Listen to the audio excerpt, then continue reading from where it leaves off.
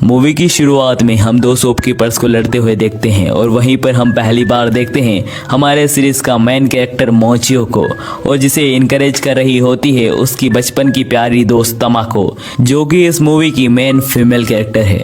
इसी के साथ हमें मोचियो बताता है कि असल में ये दोनों शॉपकीपर्स तमाको और उसके पिता हैं, जो कि इसलिए लड़ते रहते हैं क्योंकि इन दोनों की दुकान ही मोची बनाने के ऊपर होती है, इसलिए इनके बीच में अधिकतर कभी कभी कहासुनी हो जाती है। परंतु ऐसा मोचियो और तमाको के साथ नहीं है, क्योंकि वो बहुत ही अच्छे और गहरे दोस्त थे। इवन जब से उन्होंने जन्म लिया है, उन्होंने जन्म से लेकर अभी तक बहुत सारा समय एक दूसरे के साथ बिताया है, पर पिछले कुछ समय से उन्हें काम और स्टडी को लेकर समय नहीं मिल पा रहा है, इसलिए वो एक दूसरे के काम जल्दी खत्म कर रात में एक दूसरे के साथ कब फोन से बातें करते हैं और अपनी फीलिंग को शेयर करते हैं। फिर हमारा सीन मोचियो की यादों से निकलकर प्रेजेंट में आता है, जहां पर तमाको अपने दोस्तों के साथ बैठी हुई होती है।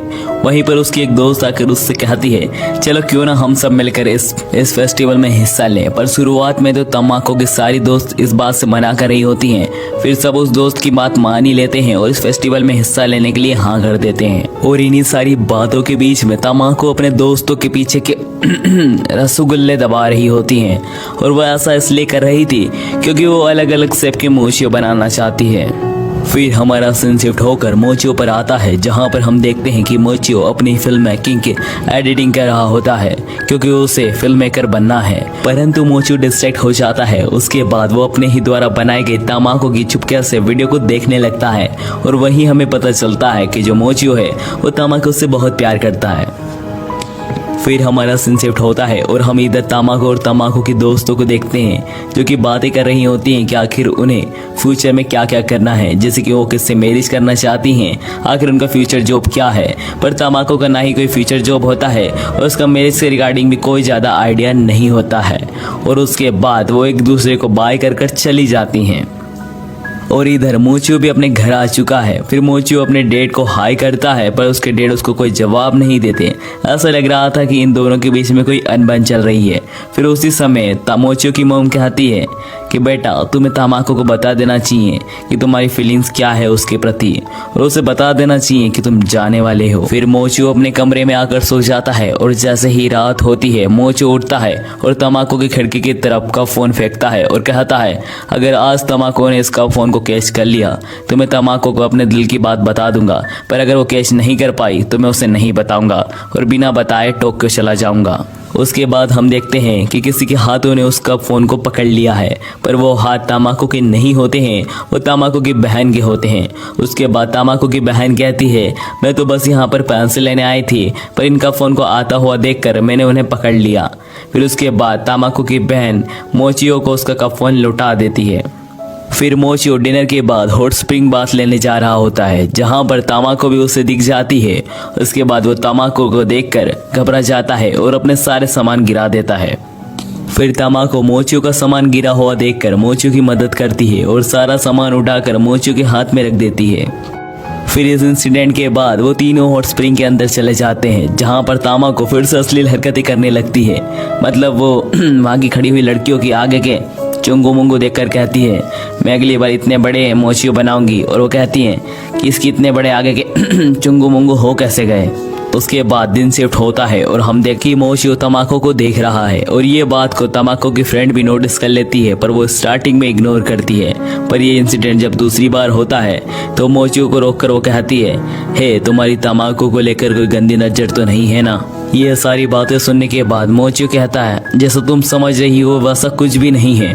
उसके बाद तमाको की फ्रेंड कहती है तो फिर तुम शायद तमाको से लव करते हो, है ना। उसके बाद मोचियो ब्लश करने लगता है, तो तमाको की फ्रेंड कहती है तो तुम क्यों ना उसे कन्फेस कर दो अपना लव, उसे बता दो कि तुम उससे प्यार करते हो। और तमाको की फ्रेंड कहती है क्यों ना तुम अपना लव कन्फेस आज ही कर लो। पर तमाको की फ्रेंड मन में सोच रही होती है कि वो ऐसा कुछ भी नहीं करेगा। मुझे नहीं लगता कि उतना ब्लश और शर्माने वाला लड़का अपना लव कन्फेस कर पाएगा। इनकी यही बातों के बीच में वहीं पर तमाको आ जाती है। फिर तमाको अपनी फ्रेंड से पूछती है कि तुम मोचियो से क्या बातें कर रही हो। फिर तमाको की फ्रेंड कहती है कि मोचियो तुमसे कुछ कहना चाहता है तमाको, अकेले में। उसके बाद मोचियो से तमाको कहती है अच्छा ठीक है, तो फिर हम छुट्टी के बाद मिलते हैं। फिर हमारा सीन शिफ्ट होकर शाम में आ जाता है, जहाँ पर पर मोचियो और तमाको एक दूसरे के साथ घर जा रहे होते हैं। फिर तमाको और मोचियो एक नदी के पास रुकते हैं, जहाँ पर तमाको मोचियो से पूछती है, आखिर तुम क्या कहना चाहते थे मोचियो। पर मोचियो अपनी फीलिंग बताने में हिचकिचा रहा होता है। तभी तमाको कहती है कि क्या तुम्हें याद है मोचियो कि हम दोनों बचपन में इस नदी को क्रॉस किया करते थे, है ना मोचियो। तो मोचियो कहता है, हाँ मुझे याद है। और तमाको मोचियो को बताती है कि तुम मुझे बचपन में डराकर पानी में गिरा दिया करते थे, क्या तुम्हें याद है। फिर मोचियो कहता है, क्या मैं ऐसा भी क्या करता था, सॉरी। फिर तमाको और मोचियो अपनी बचपन की यादों को ताज़ा करने के लिए उस नदी को फिर से क्रॉस करने लगते हैं।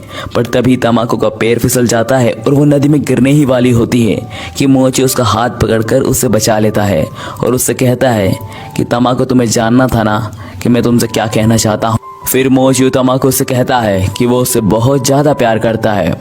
यह बात सुनते से ही तमाको घबरा जाती है और वो पानी में गिर जाती है और वो इतनी घबराई हुई होती है कि वो भीगे ही कपड़े में अपने घर की तरफ भागने लगती है। इस घटना के बाद मोचियो अपने घर जाता है और वो बहुत रोता है और वो कहता है कि मैंने बहुत बड़ी गलती कर दी, मुझे तमाको को ये नहीं कहना चाहिए था, शायद उसे बहुत बुरा लगा है इस बात का।